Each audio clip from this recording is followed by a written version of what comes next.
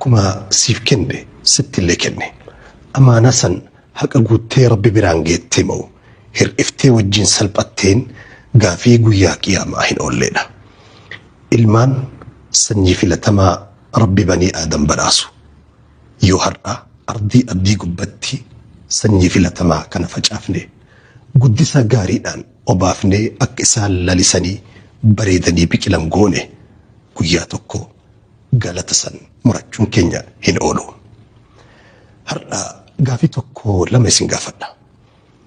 Ilmaan jallachuudhaaf eenyutu itti gaafatama? Mootummaadha moo? Haadhaaf abbaa yookiin maatiidha moo? Ollaa fi hiriyootaa fi hawaasa moo? Eenyutu itti gaafatama? Deebii kanaaf daqiiqaa muraasa keessatti wantoota gurguddoo guddisa ilmaanii keessatti akka ilmaan hadiida seeraa fi safuu fi namoomaaf amantii irraa bayanii har'allee ofii salphatanii boru seenaa keellee salphisan kan godhan tokko lama irraa walii tuqna. Gurra keessan dura qalbii keessan naa ergisa.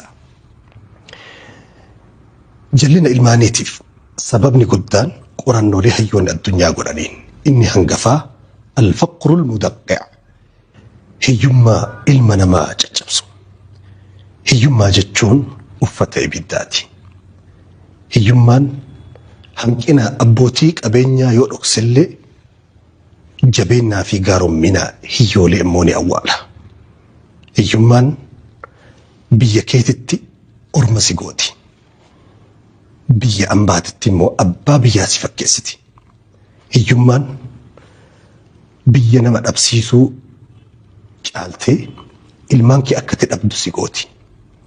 Maatiin mana isaa keessatti hiyyummaan akka awwaaraatti mana san guutee taa'u.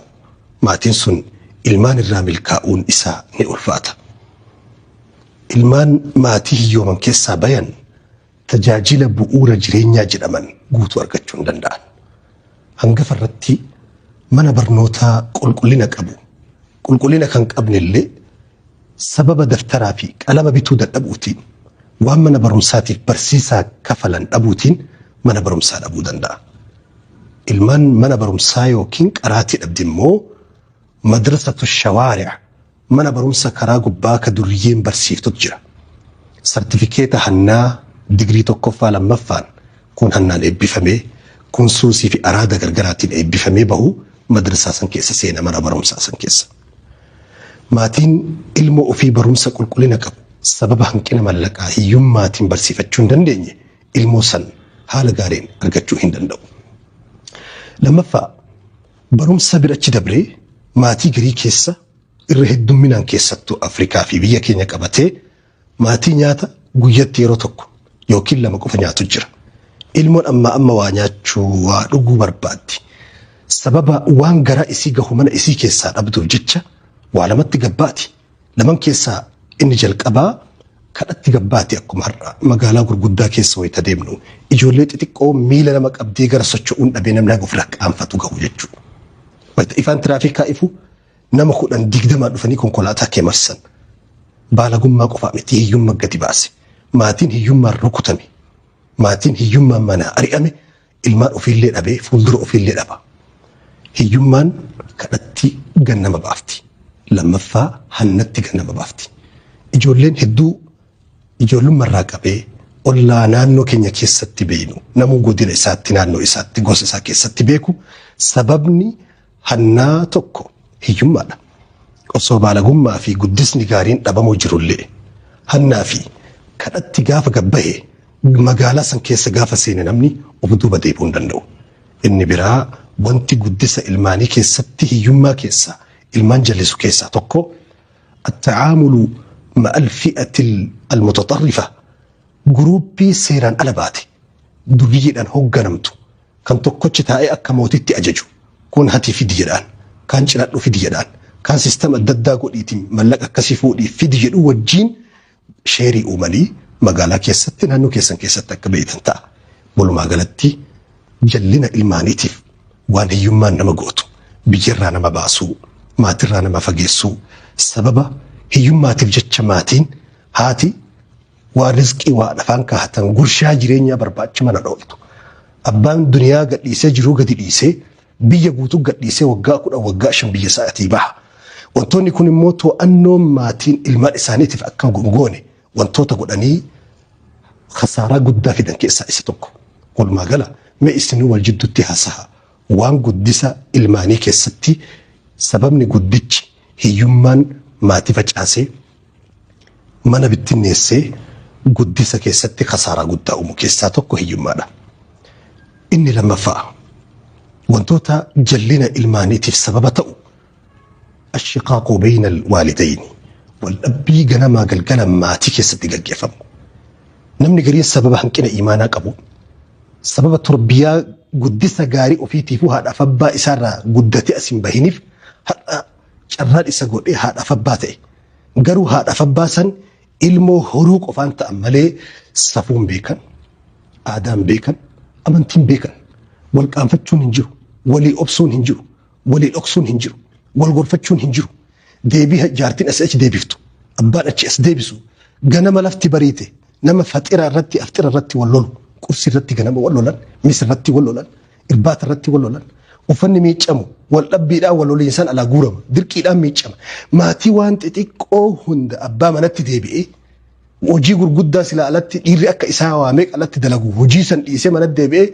كسلمان دجر جارتي دالولو كسلمان دجر وفدا ما على غورينا جبلي ما ندينا عذاب ما تيو إني منسين قل إن الموت الذي تفرون منه فإنه ملاقيكم أكوان ملك الموت في منسيني ما تي كأن الموت يخيم على البيوت أبان قري يعرف نمن الأبتاجرون تا كتاجرون كرفاجرون جالس زم من يكون قوتون أكوان دوتي من أولسين تتي ماتي إجول إساتف يوكين هذا يوكين أبا المال إساتف بلسوما منك ستين كنين نيكسو ولو مجرو ولو ملولو والأبين ماتي لمان جدوتي جار سافي جار تي جدوتي مدتو عذابني إسامو كيرتج أبو الماني ورمون مال جنا أربي لما يولو لي كجدوتي جتشابو سنباليت جنا سنباليت اتشون جتانا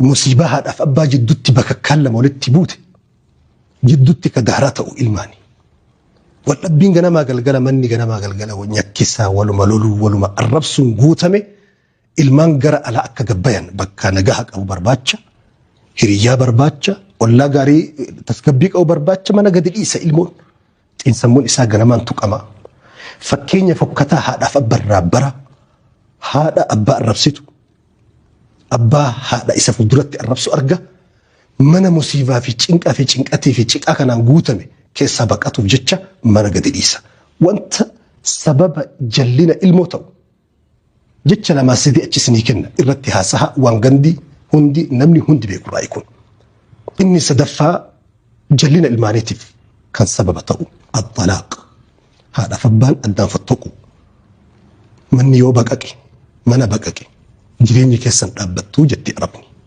منا كون أتشيجي كون غرانا جيجي من كورنيسي نساج أبي منا بتال إسا دابني إسا بتامرجي إساج أبي أسين أمان سيني غرسين باهن تون أسين سيني غرسين باها روبني قبرا رفوتي كلين فتنان تنكار ركو جأمو هندي المرة تروبتي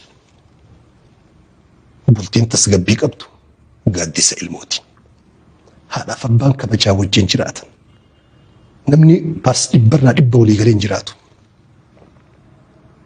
إبرنا إبا ولي تأي ولي ننجراتو نمني وان الموس جدو التميد أمو تيسو سنف جتشا جتشا جارسي جارتي درباتو جارتي الأبسوك أبتي هنتوتا صومنا كيسة تتيسو بفي ميشا برشقو درتي كيسة غورميتا أو بفي هنتوتا بفي كيسة أسبقتوك أرغيتي بيكتا هنتوتا سني دربات يوجدتي بفي في برشقو ميشا تيرا جغوتو أبدويتا هنتوتا بفي ران أسبهي سبب برشقو في ميشا كيتي أبوف وان قدتش ديغا موف تشتش أبوف نمني من إساب بليلين إجارمي لكان نمن دربات وكا عربني جدتو لكان قافت أسديبي من إسا ديغا ilmoon si jidduutti argamteemi tasgabbii gaafata walii obsu haga gaafa ilmaan jabaattee nama taatee gorora liqimsitee ijji isaanii addunyaa laaluu fi barachuu addunyaa tan hubachuutti as bahutti walii obsuun barbaachisaadha. Maatiin xalaaqumatti fiigu wal wadhabbii maatii wal kassasu mana isaa ganamaa galgal ijaarsummaa Oromoon bishaan dheebotu maali ibiddi dhaamotu maali namni gudeeda cabe maali nama mar'imaan jige maali jetti Oromoon mammaa gasii keessatti bishaan dheebotu ibidda dhaamotu gudeeda cabe mar'imaa jige mar'imaan jige jaarsaaf jaartii wal dhabane ka jaarsi jidduu seene haga waan distii keessa jiru wal himatan takka distii jaartiin fuutee kaleessa waan nyaanne itti distii fiddee jaarsa gabbaafti. Buree meeshaa sila duqeeti yookiin daakuu keessan naqatan kuma tokko keessan jedhan jettee haga kaleessa waan silaa dhokfatan kulli jaarsa gadi baasan. Nama mar'imaan jige jetti Oromoon. Namni wal xalaaqu bultii diigu waan silaa osoo walii obsanii ta'anii fakkaranii dhaabbatanii mari'atanii wal hubannoodhaan ta'anii wal gorfatanii sirreessuu danda'an jecha kissiidhaan daaraa wal godhanii qabeenya adda diigamee maatiin adda diigamee ilmaan jidduu kana bittinna'a. Irra hedduun ilmoon mana barumsaa keessatti raftu qormaata irratti kuftu sadarkaa gaarii hin dhaqqabne maatii wal diige maatii daaraa wal godhu maatii waliin obsine maaltu fida maaltu asirraa dhufa tokkoffaa gaafs haadhaaf abbaan bittinnaa'anii bakka bakka qobatan haati abbaa buddeenaa jaarsa biraatti hirumti jaarsi buddeenaa ilmoo tana haadha biratti arguun fedhu mucaalleen haadha isaa nama biroo wajjin jiraattu arguun barbaadu ittiin tolu ibiddaa fi bishaan qorra qabbana lama ittiin tolu bakka tokko qilleensa lama. Sababa jaarsi buddeenaa abbaan buddeenaa ilmoo bira jibbuuf mucaan biraa baqata mucaalleen dhaquun jaalatu. Yoo gara haadha abbaa bira fiigu abbaalleen ilmoo dubartii biraa fuudhee jira. Haati buddeenaallee haga haadhaa ofii naman jaalattu kun beekamaadha. Takka takka ganda wayii keessa argamuu danda'a. Garuu itti baay'een addunyaan itti walii galtetti waan jiru miti. Mucaan bayina wal dhabbii garanaa jarri wal fixanii dura walii obsuu dhabanii Israa'elii fi Iraanii walitti ta'anii ganamaa galgala waliin nyakkisanii bittinnaa'an mucaan wayita kaan mana garanaa fiiga wayita kaan mana garanaa fiiga jidduu kanatti harki duriyyee butee madarsaa reeffisinii jedhe san keessa galti. Waan xalaaqni bultii diiguun jireenya facaasuu walii obsuu dhabuun wal gorfatuu dhabuun ilmaan goote namuma musiibaa fi ibidda san dhandhame beeka ittaqullaha rabbii keessa sodaadha. Qabxiin sadaffaan isa kana. Qabxiin afraffaa wantoota jallina ilmaaniitiif sababa ta'an keessaa inshigaalul والدين عن الولد أو الأطفال أو الأولاد. هذا فبان المؤفر بيزي تأو بيزي جتشون أفان أرمت جاتنا أو جتشو جاتني بتامير فجأة تسكب بأبو وجين اتباعتي تيمتي جرو إسا ترتيب بروجراما ساتشو سود أبوتو بيزي نمغور واني بيزي نمصوبة الرهدونا ما برابه هدو براتي بيزي نصوبة أفما إبدو فيك أبسيسي مالي بيزي نصوبة هذا ganama subhii biirootti bobbaatu gabayatti bobbaatu hojii alaatti gadi bobbaatu abbaa ganama subhii osoo ijoolleen hirribaan ka'in bobbaatu sarraatanyaan mana keessatti guddiftu sarraatanyaan nyaata qofa daleedi malee ilmaan namaan guddiftu hin jiru kun seera addunyaa keessa hin jiru haadha fabbatu guddisee ilma namaa asin gaha malee sarraatanyaa fi hojjettuun mana keessaa namaan guddiftu mucattitu gaafa tokko من طافي أفتس جادار الصلاة دائما أركع القبتي اللهم اجعلني جوالا يدي يا ربي موبايلا نقول يتم جدي يا ربي موبايلا نقول يسي دعاء كسي كرت موبايلا نقول يا ربي موبايلا نتايز جدي كرت أبان لقي ما تاتي مش أيوتي يجرين أك ربي بالبلا نقول بربادا جتين جوالا موبايلا مالي في جدين سي في ما مالين ويتقلتن إسني وجن تبأتشون دندني ويتألسين تنبلبلة ويتجئفتن بالبلة هرب الراكاتن بالبلة سأندي دمي أفر بالبلة الرأي إسني السكنة إسني وجن تبأني جمتشو إسني وجن قودا وان أبنف يوم موبايل سنتاني قروج الرأي إسني والأرجوتو أرجنا ربي موبايلنا هقولوا جتم جتين أبان بوهم جتو في التسكبي مصيبة هدون تموبايلات مر هجين على رتب بيزينا ما قولوا قدسني إرجولت وفي هجين قدان إيجار سافي إيجارتي جتشو الأبر